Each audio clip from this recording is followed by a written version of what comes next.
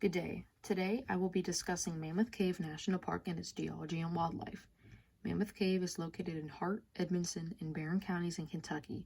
On the left is a map of where Mammoth Cave is in Kentucky. On the right is a map of all of Mammoth Cave. Mammoth Cave is the largest cave system in the world, spanning over 412 miles. The cave system could potentially have a 1,000-mile system. There are more than 200 caves in the park.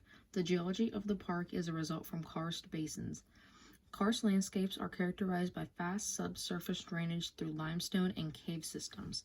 It makes up 20% of Earth's land surface, 25% of the continental U.S., and 45% of the area east of the Mississippi River. About 40% of the U.S. population relies upon karst aquifers for drinking water. In this picture, you can see that the western Penroyal region has a high potential for karst development and is also where Mammoth Cave mostly resides.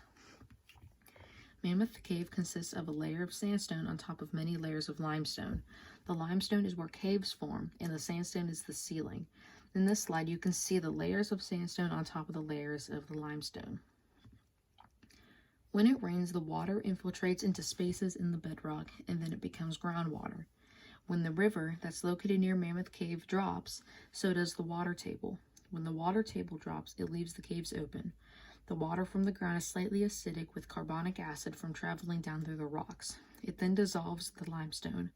The water that contains carbonic acid from the soil and rocks, when exposed to the cave air, the CO2 will evaporate and make the water less soluble, making it a solid. This picture shows the open caves as well as the water table. It also shows the sinkholes and a stream leading into the cave. There are many geologic formations found at Mammoth Cave. The most abundant ones are stalagmites, stalactites, helictites, and gypsum flowers. This is a picture of many of the speleothem. Mineral calcite will crystallize over centuries and even millennium. That is how stalactites and stalagmites are formed. Stalactites are speleothem that hang from the ceiling. This is a picture of what they usually look like. Stalagmites, on the other hand, form on the ground pointing upward, and this is what they usually look like. You usually find stalagmites and stalactites in pairs because the water that drips from the end of a stalactite will fall to the floor and harden. It will eventually create a cone shape, which becomes a stalagmite. Sometimes they will even connect together, creating a column as seen in this picture. Helictites are easy to spot because of their twig-like appearance, as you can see in this example. They are a type of stalactite, but they can grow in all kinds of directions. They have a central tube that moves water while they are growing. They are formed by capillary action and seeping water. They start at a very small hole in the already existing formation, like a column, or on calcite that's on the wall. The water then moves because of hydrostatic pressure and or capillary action. Gypsum flowers are formed when the gypsum grows from the water that has seeped in dry caves. The water evaporates and leaves behind a curving crystal gypsum flower. The wildlife in Mammoth Cave is very diverse, from its plant to animal life. Animal-wise, there are many types of animals that reside there, such as mammals, amphibians, birds, reptiles, insects, mollusks, arachnids, fish, crustaceans, and other invertebrates.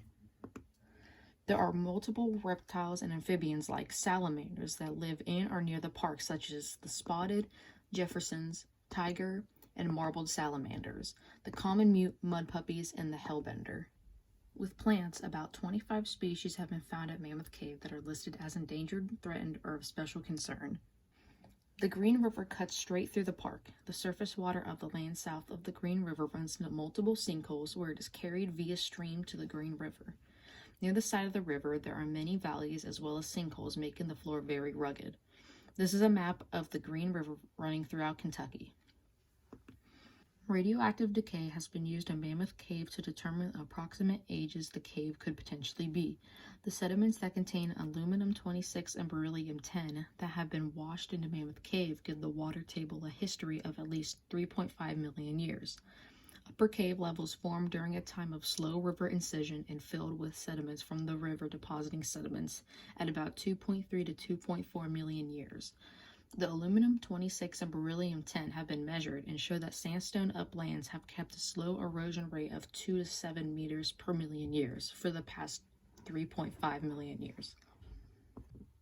This concludes my presentation on Mammoth Cave. Thank you for listening and have a great day.